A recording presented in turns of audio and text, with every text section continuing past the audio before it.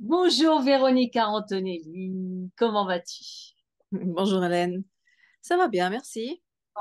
Écoute, tu sais, pour Bonheur TV, je recueille les témoignages de paix de toutes les personnalités. Donc, toi, tu es chanteuse, tu es animatrice de télé, de radio et tout un tas d'autres choses encore. Cantatrice, en fait, c'est pas chanteuse. Oui, mm, Donc, je c'est voudrais vrai. que tu me dises quelle est ta vision de la paix. Ma vision de la paix, évidemment, c'est une forme d'harmonie et c'est en résonance avec une vibration que chaque individu peut produire ou ne pas produire. Et donc, dans cet idéal de paix, le choix serait de, de se tourner vers cette vibration-là, qui est un peu élevée et qui tend vers quelque chose d'harmonieux, de respectable et de respecté de façon réciproque pour tendre vers un seul but, c'est-à-dire l'unité, c'est-à-dire comme jadis finalement quand tous les humains pouvaient communiquer entre eux, quelle que soit la langue, et finalement qu'une décision divine a désuni tous ces humains. Donc la langue, pour moi, est forcément très importante, la communication également. Et une des communications les plus universelles, eh bien, c'est le chant. Et c'est pour ça que j'ai fait le choix de chanter dans plusieurs langues aussi, parce que, mais ceci dit, quelle que soit la langue, quelle que soit l'intention, pour comprendre le chant, il faut un cœur et puis au moins une oreille qui fonctionne. Et en général, ça marche. Donc, la paix, comment je vois ça? Eh bien, comme une vibration universelle qui rejoint tous pour un seul but un peu plus élevé, euh, L'harmonie, s'aimer les uns les autres. ok. Et que ferais-tu si tu avais une baguette magique qui permette voilà, d'instaurer la paix en Hmm. priorité? Eh bien, déjà, avec cette baguette magique, je suggérerais à chaque individu de s'aimer soi-même, voilà, et de trouver en soi tout ce qui permet d'avoir, de donner du bonheur et et de tendre vers cette paix intérieure. Parce qu'on ne peut pas tendre vers la paix globale si la paix intérieure n'est pas. Donc, si j'avais une baguette magique, c'est ça que je ferais. Euh, Globalement, réharmoniser tout le monde.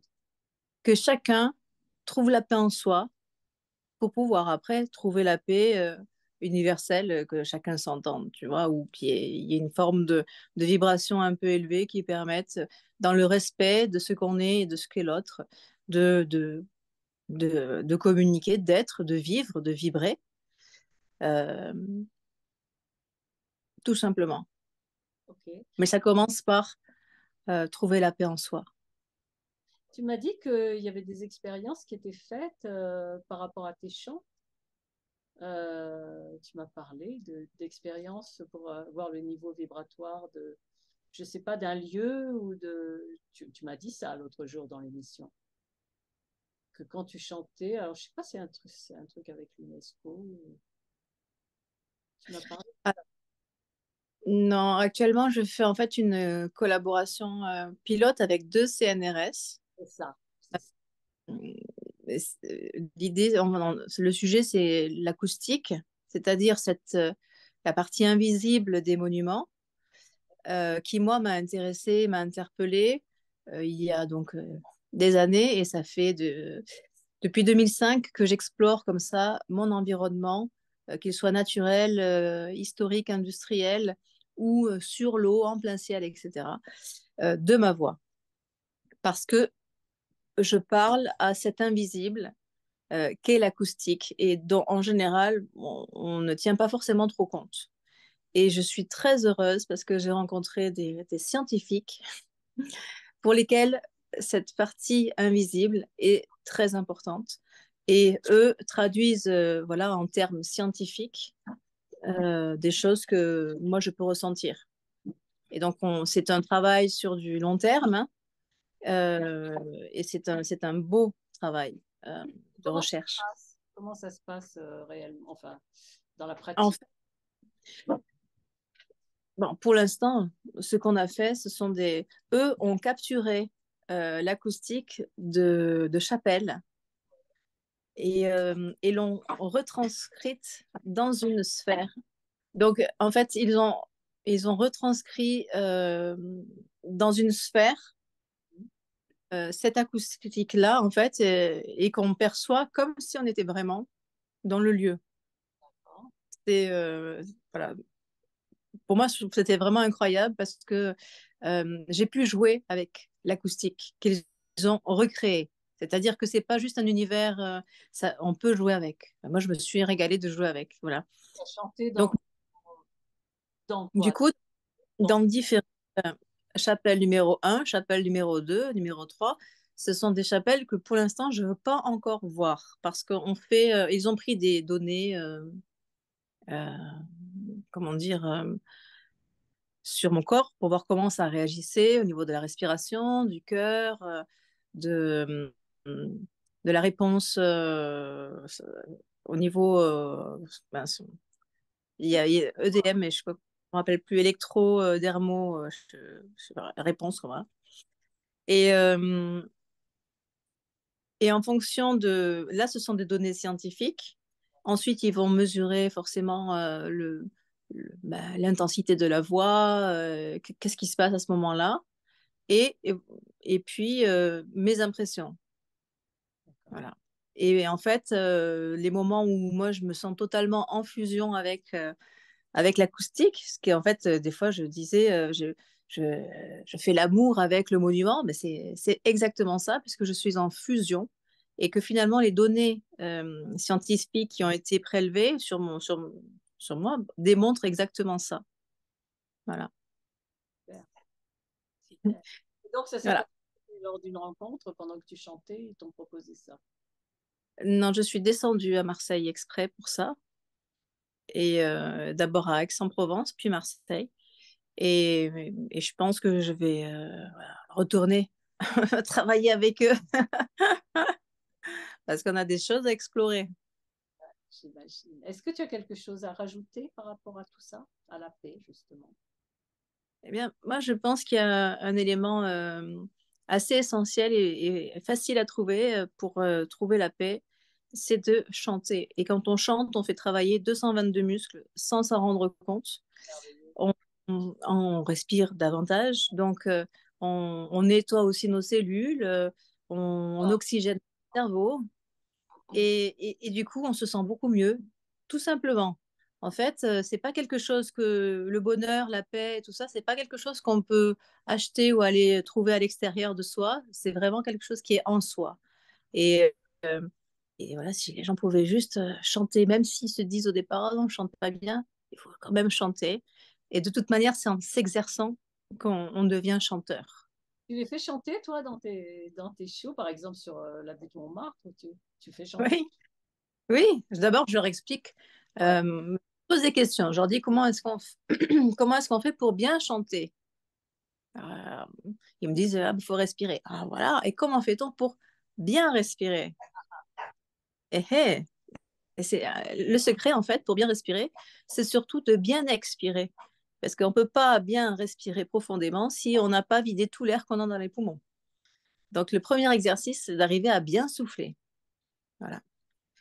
Et puis après, ben, je leur demande de me donner la réplique. C'est-à-dire que quand je fais Carmen, Ah ouais, euh, je connais. ils me donnent la réplique. En chantant le temps des cerises, euh, symboliquement, c'est fort, puisque c'était le maquis hein, à Montmartre.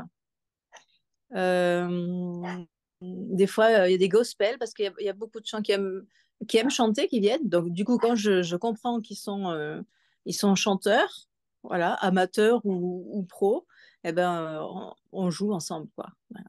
Super. Et ça dure combien de temps ton spectacle sur la butte? Enfin, quand tu leur fais visiter tout ça, quoi. Tu leur fais Ouais. visiter. Oui, alors on part des abbesses. En fait, ça fait 10 ans qu'on fait ce spectacle, hein.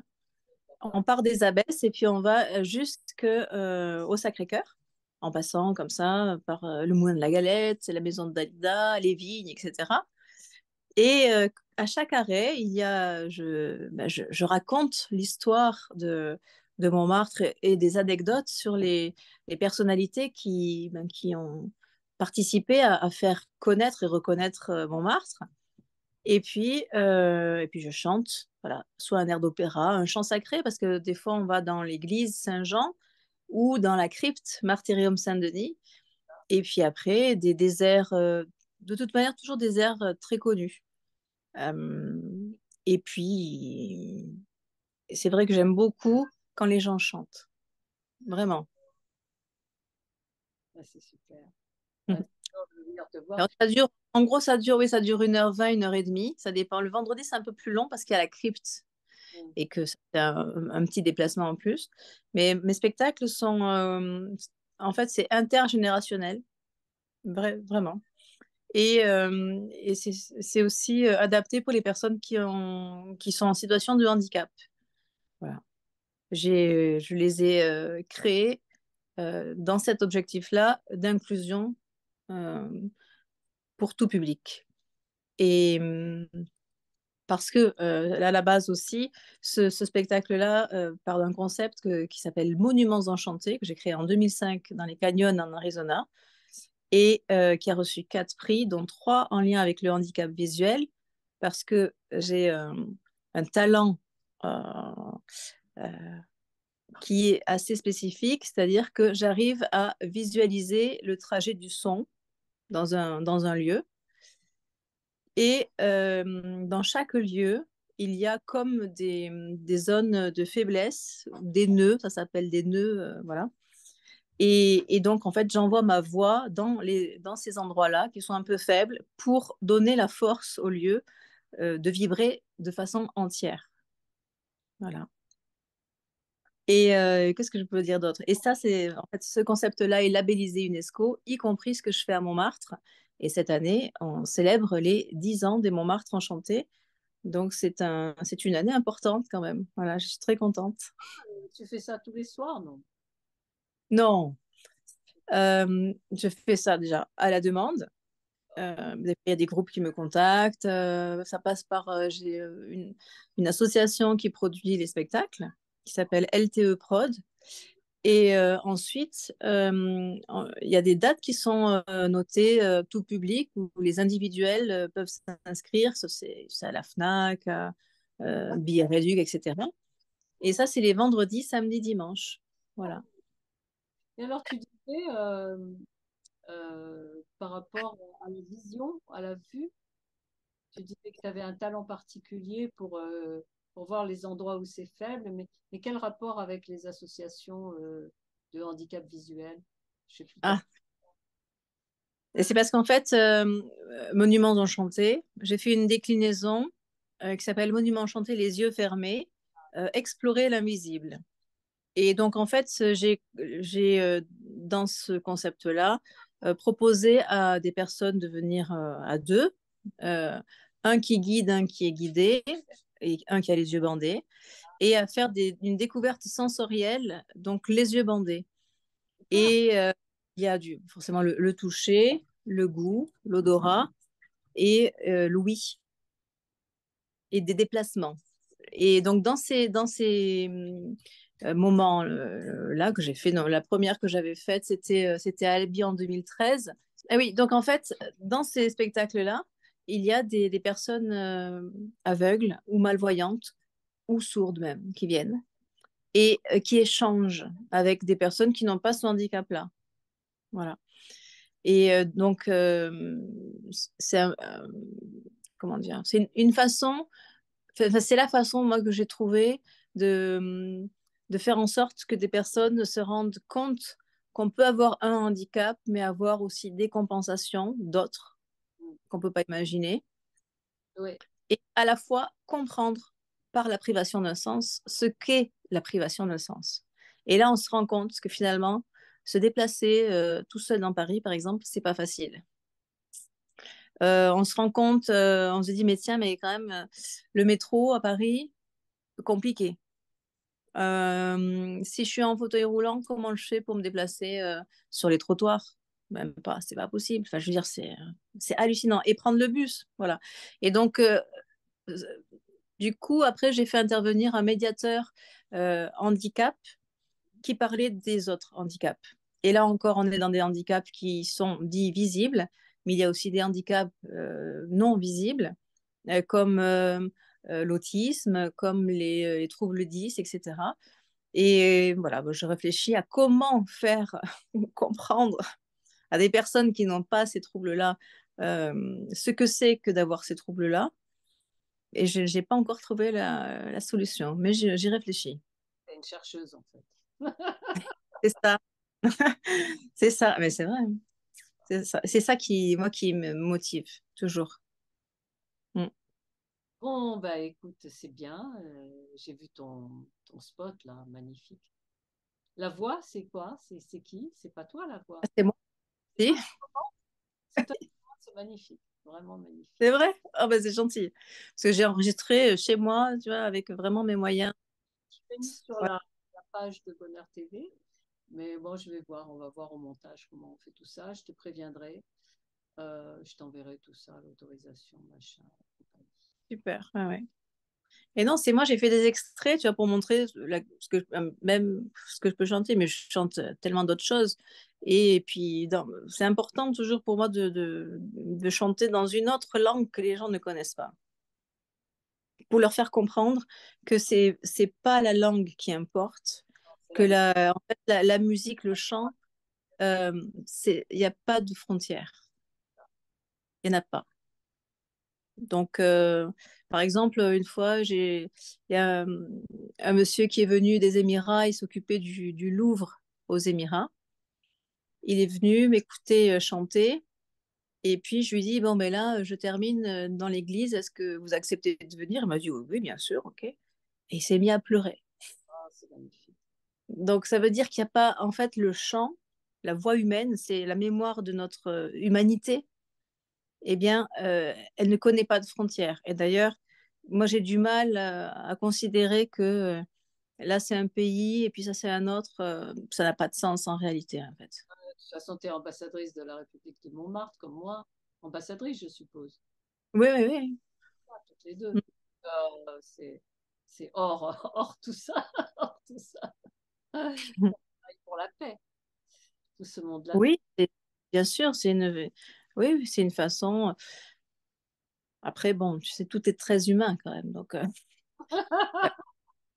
Ah, Mais bon, voilà, en tout cas, en tant qu'ambassadrice, c'est pas forcément de la paix. C'est là, c'est plutôt pour faire connaître Montmartre.